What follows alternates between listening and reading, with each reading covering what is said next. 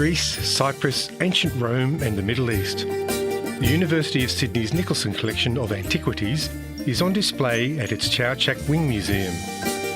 In this podcast series, we hear from the museum's curators and academics about the fascinating story these objects tell about ancient cultures and civilizations. We hear about the work of the university's archaeologists and the digs they're involved in. We also speak to Professor Vrasidas Karalis about the current state of play with the return of the Parthenon marbles to Athens.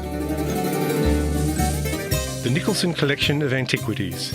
You can subscribe for free to this Arts Wednesday podcast series at eastsidefm.org/series.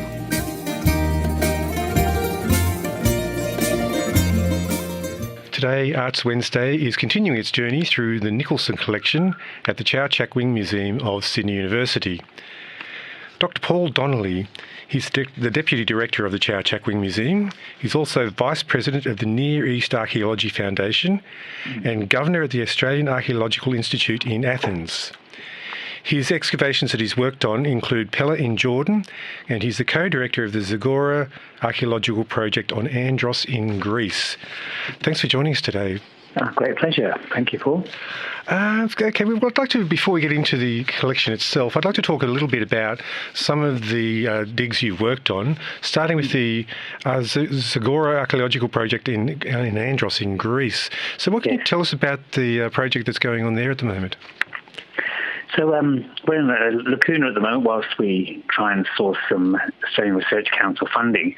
But essentially, it's been a long-term project since the late 60s, actually, under Professor Alexander Campidigli, who had first secured the permit to dig this geometric Iron Age site. And what makes it really unique in the whole of Greece is that this period is just 200 years snapshot on Zagora. And there's been from about 700 to 900 BCE, there was no other site added on top of it. So it meant that there hasn't been any foundation digging in, etc. Mm-hmm.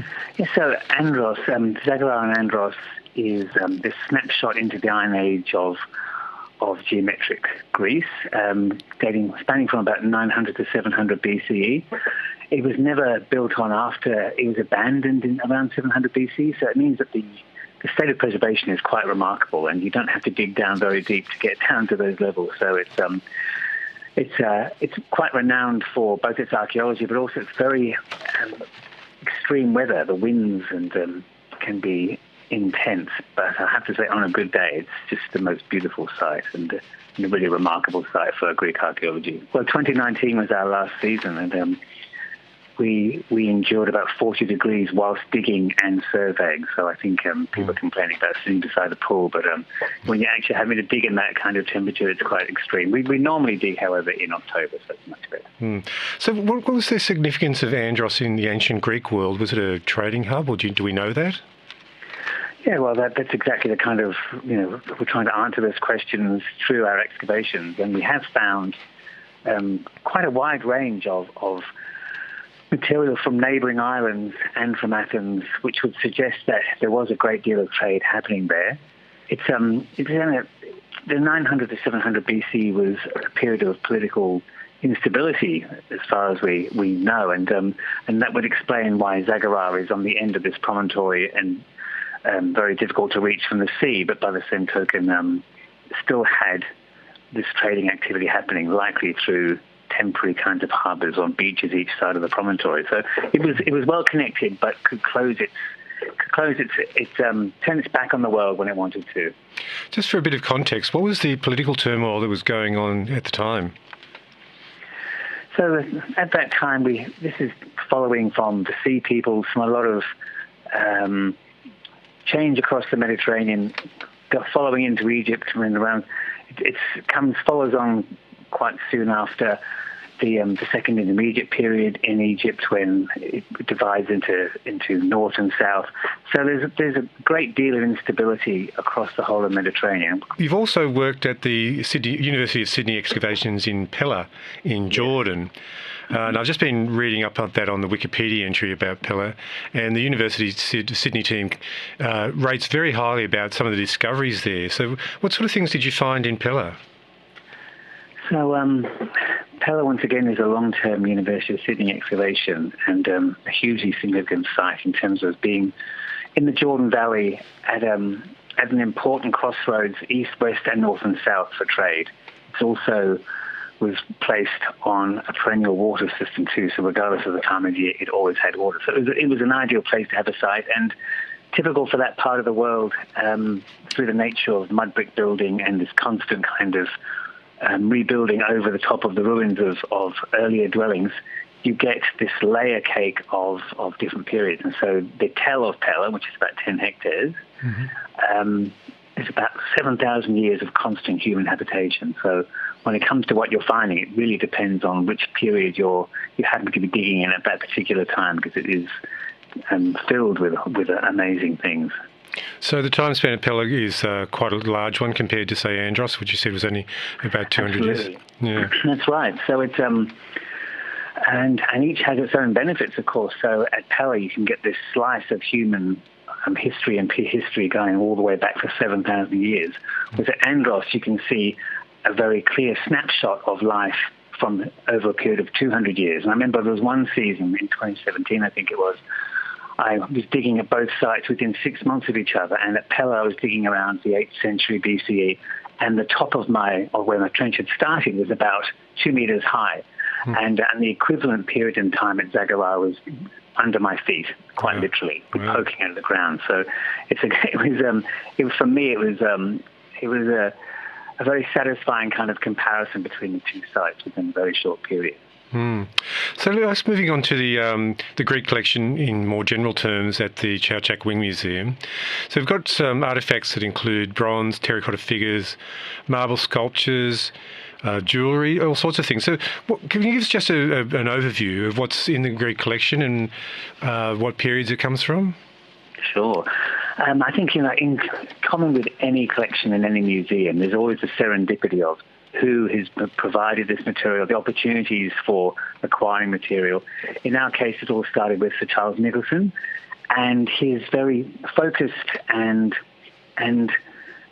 planned way of introducing material from the old world. That included at the time Egypt and Italy, as well as material from Greece, in order to instruct and inspire students beyond just text. And I think that he was likely inspired by the likes of the Ashmolean and the Fitzwilliam in terms of trying to provide students with this additional kind of three-dimensional inspiration. So his early collections Greek material had been bought from Italy, and frequently, of course, these tended to be pottery. And Italy, and South Italy in particular, was very fond of Greek pottery and imported it in great numbers. Such was in such numbers. So of course, it was a very hefty kind of production made from Greece in order to supply the Italian demand. So this is in ancient times that this transport of artefacts was going on? Absolutely, and I think, and probably even before the time of Greek colonialism, colonies, as we call them, but invasions too, you might say today, of South Italy, where they would set up, where different Greek poliers would set up colonies around the Black Sea as well as South Italy, and from that time. They would both mingle. They would set up their own colonies. Would likely intermarry with the local people as well. But I think from those times on, it meant that they had an established trading connection to the origins of their colonies, and eventually, of course, would be acquiring pottery from the areas as well as producing their own and being inspired by the kind of material that they were importing. Because ancient Rome sort of looked to ancient Greece for cultural inspiration and artistic inspiration, even though they didn't acknowledge it. So is this why they were collecting Greek artefacts? No, because we're really talking about the descendants of Greeks and Italians acquiring material that they thought was beautiful. I think they didn't really. I don't think it mattered where it came from. What mattered was the kind of iconography and the styles that satisfied both their uses in life as well as in death. And of course, the reasons we have so much ancient pottery such as red figure and black figure, is because they were buried. They were frequently, even though they were used during life, they were also used to provide comfort for those in the afterlife. So what other locations do these artefacts in the Greek collection come from? You mentioned southern Italy. Are there any from Greece itself? Yes, and a lot of those things that had been acquired in South Italy had been made in Greece, and most specifically from Athens.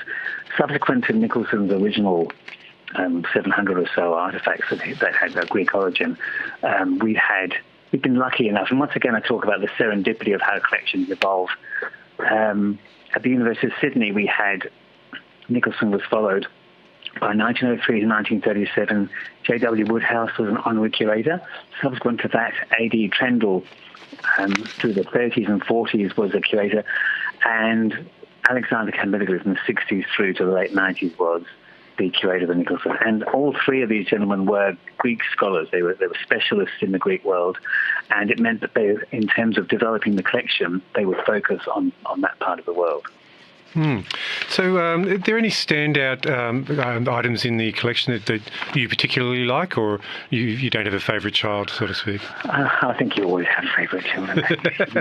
And there's only certain times when you acknowledge that. Yes. I think the Dipylon crater has got to be a really, standout within the Greek collection. I think a crater is a wine and water mixing bowl. The Greeks felt that, in fact, many ancient cultures felt that it was barbaric not to mix your wine with water, not to be practiced at home, but anyway, they did.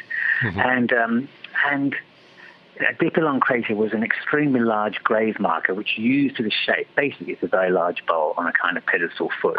And this was used as a grave stealer for the elite of Athens. And we're talking 1.5 meters high. So they were used to mark the grave. And you could pour libations into these bowls so they could still gain sustenance in the afterlife. As is the case with our one, they have elements of the prosthesis scene, or the grave scene, and the celebratory games of the deceased. And so if you think this dates to around 750 BCE, which is exactly the time when Homer's stories are being formalized, the Iliad and the Odyssey.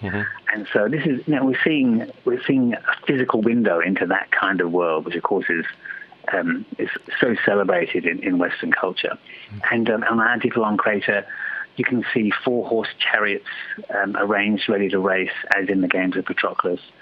You can see a very naive kind of style of the geometricized figure laying down on a bier underneath a checkerboard kind of shroud.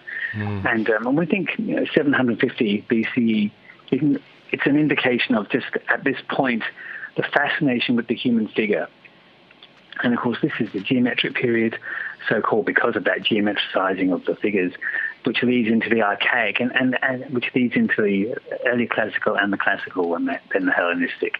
And Greek art has always been fascinated with the human figure and trying to render an idealized, admittedly, but to render the human figure in as recognizable and human-like form as possible. And the theories generally acknowledge that this is because the Greek gods were conceived of within the human form, and so that was the motivation to try and capture that as best you could.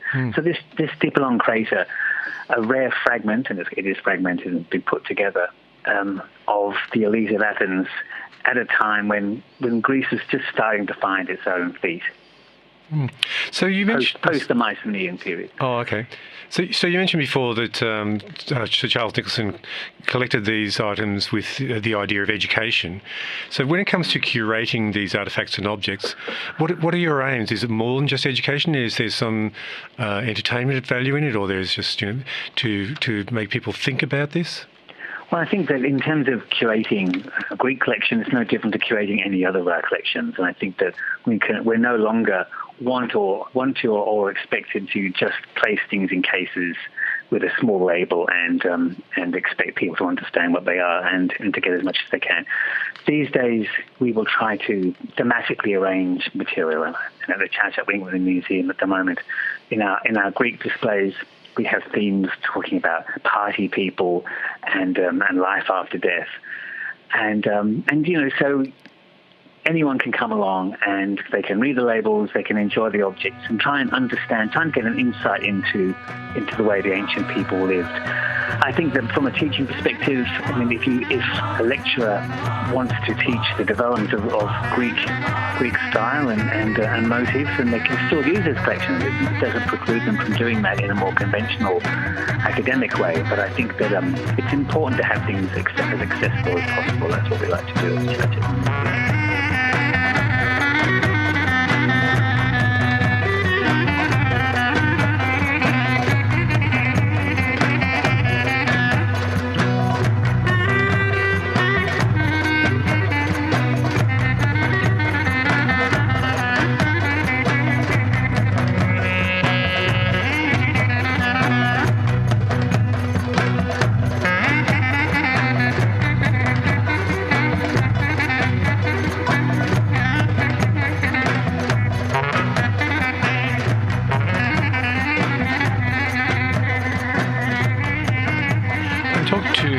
Donnelly. He's the Deputy Director of the Chak Museum at Sydney University of Sydney, and we're talking about the Greek collection of the Nicholson Museum today. So we're just touching on the subject of curating here.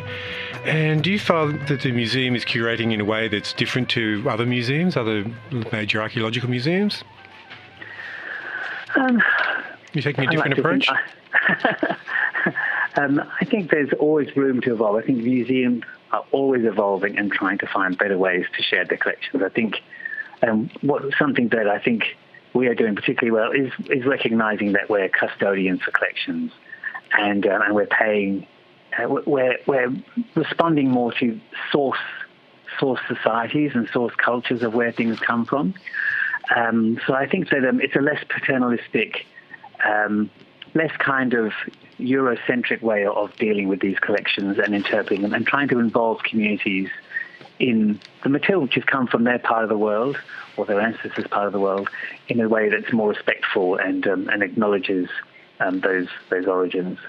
So what I particularly like about the Chak Museum is you've got the Nicholson Collection, you've got the Manning Collection of natural remains and natural objects from the natural world, and you've got the Modern Art Collection, and somehow they're all blended together, and you're sitting there thinking, wow, what's the connection between a boomerang and a butterfly and an ancient artefact?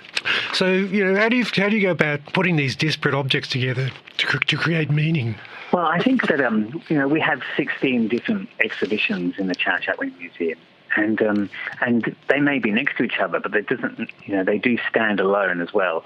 I think the introductory exhibition that I put together for the opening and is still on until September is Object Art Specimen. I think in that instance, I have merged the collections together. There was never any expectation or desire to artificially mix things together, unless there was an audience benefit, unless there was an outcome that benefited the audience and the material.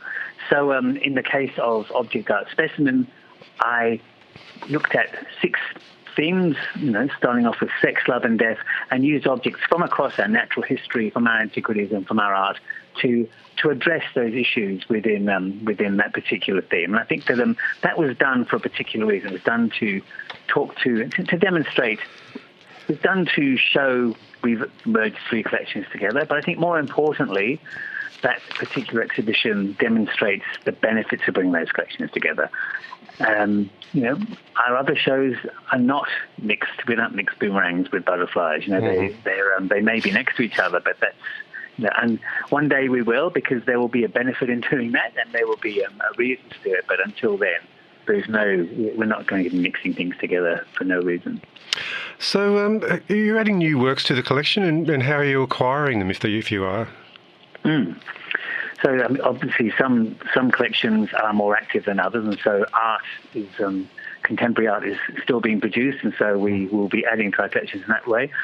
With antiquity, that's more problematic. You just have to do more digs. Well, but you excavate, and quite rightly, those source communities don't. The material stays in those countries. So in Pella and Jordan, we haven't brought anything out from Jordan since around 1995 when they stopped that practice. Mm-hmm. So, it's remarkable how things are still out there with good provenances and have been around in circulation way pre-1970 with the UNESCO convention for stopping the trading of ancient artifacts. Mm. And I'm thinking, for example, we were recently in 2021 we donated a beautiful Shabti figure from ancient Egypt, and this had been in the family since 1926. Mm. So the collection is still growing in surprising ways. And in 2021, we had a donation of the Shabti figure, which is a kind of ancient doll-like figure who is replete with indications from the Book of the Dead saying that they will be doing work for the deceased. And in this case, it's Senseneb, who is the mother of Teteki. Mm-hmm. And this had been given by the 6th Earl of Carnarvon to the donor's great-grandfather. And so they migrated from London via South Africa to Australia, as a family such as this gets more and more descendants, they wonder where these precious artifacts should be. And so thankfully they turned them into the museum, and so we now have that on display. And it's one of the objects that we showed Dr. Mustafa Waziri, the director of the Supreme Council of Egyptian Antiquities, only last week. And there's as far as Dr. Waziri was concerned, these kinds of artifacts are a great showpiece for Australia and the wonders for Egypt and the wonders of ancient Egypt. So is there a problem with the repatriation of an object like that, or is it prior to, or it doesn't fall into those new categories? So this had been exported legally from Egypt way prior to 1970, as I say, in 1926. So in that case, there was no issue at all. In common with any sensible and enlightened museum, if there's any claim of repatriation, then of course we will deal with that, and in an ethical manner. Yeah, I mean these are fraught times, especially with objects that now don't have the provenance that they should have, or the legal sales documents. We're seeing this with the Benin bronzes and with the Elgin marbles, if we like to call them that, or the Parthenon marbles. So I guess that this is a real concern for all museums around the world. How is the Chak Wing Museum? Are they addressing this? They're sort of looking into all their objects and making sure that they're all above board? Most of our objects were acquired long before the 1970 date. As I say, the Chak Wing Museum, the University of Sydney, we would consider any claims of repatriation. I think these days all museums have to look hard and fast at their collections. We're fortunate in that because our collection's been developing over 160 years. A lot of our material has come through archaeological excavations, exported legally through the relevant Department of Antiquities. So we're very fortunate in that respect.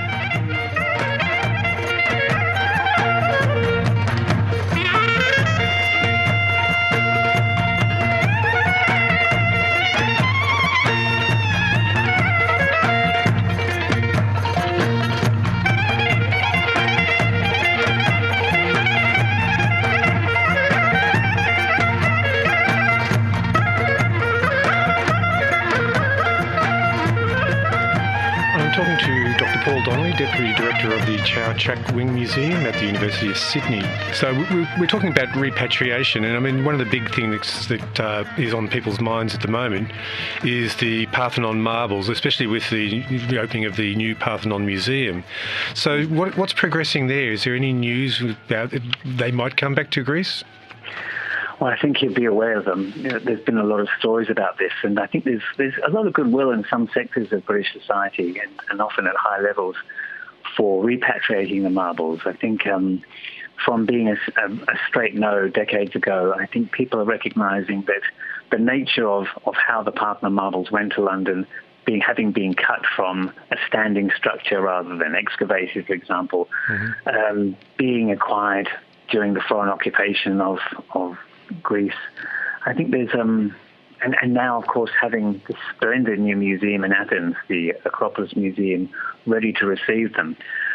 I think that there's enough goodwill in Britain to try and make this happen. And even if it's long-term loan, I don't know how it might start off, but I think that the Parthenon marbles going back to Athens would be a wonderful outcome for those particular artefacts. It would, because the last thing I read was that they were going to lend them to the Parthenon Museum, the Acropolis Museum, and I'm thinking, gee, I tell you what, if I was running that museum, I wouldn't be giving them back. But I guess that's one of the dangers they face. I think if loan is a word that has to be used in order to get around legislation, then so be it. But, a loan is only a loan if it's given back. Yep. Now, you mentioned before that you curated the opening exhibition, which is finishing in September. So I'm just wondering what's happening at the museum post-September, and do you have any major exhibitions coming up that we can hear about today? So we opened in November 2020, and we've had a dozen different exhibitions opening and closing. So amongst our 16, we're constantly changing. So there's always reasons to come to the museum. After Object Art Specimen finishes in early September, we'll be putting in an exhibition called Tidal Kin, which features our Pacific collection, and we'll focus on 8 individuals through their modern descendants, talking about the individuals who have contributed to the growth of Sydney since 1770 through to the early 1900s from the Pacific. So it's a reminder that many cultures have come to Sydney and contributed to our city and state. So when you're planning a project like this, do you bring the whole museum team together, or do people have specific tasks, and do you workshop ideas? How does that process work? Yeah, I think with the Chau Museum, we were 3 separate museums, and so they'll reasonably independent.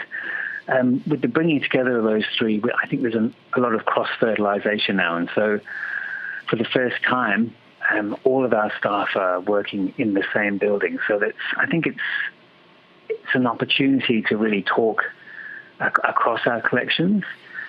Inevitably, different curators and other staff have expertise in their area, and that's necessary too. So I think it's about collaboration too. I think it's a curator will have an idea for an exhibition. They will create a pitch which will be brought to the exhibition program review group, and that will be discussed. And within the conversations internally, we might see other synergies with other different collections. There will inevitably be some conversation in terms of finessing those ideas, and or it will be halted. So there's always a lot more ideas than exhibitions that end up open. It sounds like you have this amazing life. You've got the artistic side of putting together exhibitions, you've got the research side of it, and then you get to go on digs. But you've given up your time today for Arts Wednesday to take us through the Greek collection. Thank you so much for doing that for us today, Dr. Donnelly. Great pleasure. I hope to see you at Chau Museum in the